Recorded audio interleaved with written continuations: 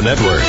Open Line is brought to you by McCafe Rewards at McDonald's. Buy any 7 McCafe hot drinks and get the 8th medium free. It's our way of saying thanks.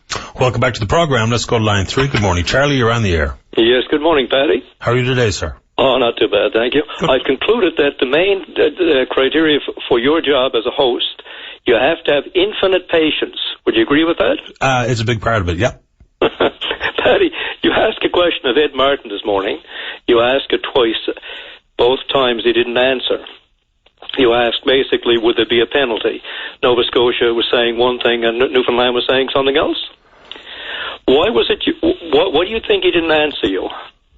Well, I think it's a very straightforward question, right? I tried to make it straightforward, and I think what I took away from that was when finally he made this point that the contract doesn't start until the power starts to flow. So, I mean, I just don't know. I also have an email into Minister Younger in Nova Scotia to see if he can offer some sort of clarification on it as well. So I don't know, Charlie. I can only ask. That's all I really have the power to do. That pattern, and it's been there for years, that pattern of non-answers, I'm sure some people must find it disturbing. I mean, Ed Martin comes across as this grandfatherly type, very cool and low-key and so on. But they really, really don't and won't answer many, many questions on this project. That was an example of it this morning. That Liberty report, they said those blackouts were unforeseen and unfortunate. That's what they told us after, right? We see an independent group coming on now and saying otherwise. They basically lied. I can't see how we can phrase it in any other way. So what I would ask is, if these are examples of the communication, the transparency that they always profess to give us, wouldn't that be a little bit bothersome? Well, as you mentioned, when patience is required to the length it is of this job, not getting an answer from anyone asking a question of I find bothersome. But particularly if it involves billions of dollars, and our right, because we will be footing the bill, our right to know. They keep saying they have to be careful because of concerns about the contracts and so on, and that's a smokescreen for most things that they're at. Some of that is real, though. I mean, some of that is real. Some of it is real, Paddy. I agree, but it's used too often for basic stuff. Here's the thing, and this will take 30 seconds to read. In August 2011, the Joint Review Panel, there was federal and provincial appointees on it, right? They filed a report, says following an exhaustive study, and they had 30 days of public hearings. Here's what that panel concluded, Paddy, just so people, perhaps a lot of people have forgotten it. The panel concluded the project, says the Muskrat Falls proponents, hadn't established a need for the project. And number two, there were alternatives, economically viable and socially responsible ways to meet our electricity demand. Yeah, I know all this. Now, okay, but I'm just reminding our listeners. I was an original supporter of it. This is one of the things here that started to alert me. Then they brought in the PUB, and the PUB wouldn't endorse that it was the least cost option. They said, you're not giving us enough figures to make a decision. So instead of providing that and having the PUB involved, which is our really only protection, they just simply cancel them out of the equation. This pattern, Paddy, it's so obvious to anybody who follows this that they do not want to let the Newfoundland public know in a timely fashion what the hell is going on, because it sounds too bad. That's as simple as that. When Martin makes this one point that I think I've tried to make to much ridicule and harassment, that we do indeed focus on some parts, but everything that costs 1 cent in this world. You know me, Charlie. I'm concerned with it, and I question it, and I try to examine it to the best of my own mental abilities. But I do think that there's part of the conversation that has been willfully ignored by those opposed to the project, too, is some of the big picture stuff and the validity of a 100-year dam and what that means. And I do think that's part of it. I get in trouble for that all the time, but once again, I couldn't care less how much trouble I'm in with anybody. Here's part of the conversation. About you, by the way. Yeah, and I appreciate that, sir, and I enjoy our conversations immensely. I think, when we refuse to acknowledge that part of the conversation should include, if you look at the cost of power generated at the Upper Churchill, we're selling it at a profit for 3.2 cents a kilowatt hour, and then I'm being told I'll be training my grandkids who will be buying power for 3.2 while I pay 20 plus.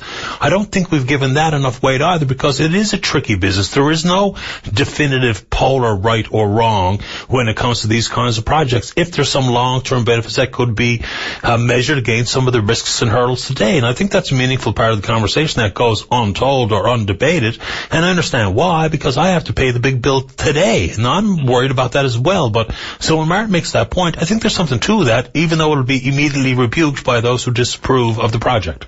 The bottom line is, you and I, in 2017, or when that comes on stream, we'll get our bills. If we can't pay those bills, or if we got to struggle with food and other things, or to have heat or food or whatever, this is the bottom line, and they're not really telling us. We can only surmise that our bills are going to jump drastically. And I'm saying that a lot of people are going to be suffering at that point, and they're not being dealt with now. You would agree that the cash that we get from the sale of power in Nova Scotia should go to ratepayers. They won't even go that far. They're not providing assurances that people who are going to have trouble paying those bills are going to have any support. And also... But there's lots of people that are going to be able to pay. No idea, Paddy. We've got no idea of that bottom line. We know it's going to be much, much more, hundreds of millions, probably billions higher than they forecast. So who foots that bill? But we don't know. That goes on our debt load. There's a clear reason why we don't know how much the bills are going to be, because we don't know how much the project's going to cost. Exactly, now, once again, people refuse to accept that reality of life. I've been in the contract business for a long time. I can't tell you what the end cost is going to be to any of the subscribers to my service until I know how much it costs me to provide it. No, and that's what bothers me. It's the open-endedness of the whole thing, and they keep saying it's the least cost option, which was a lie from the start.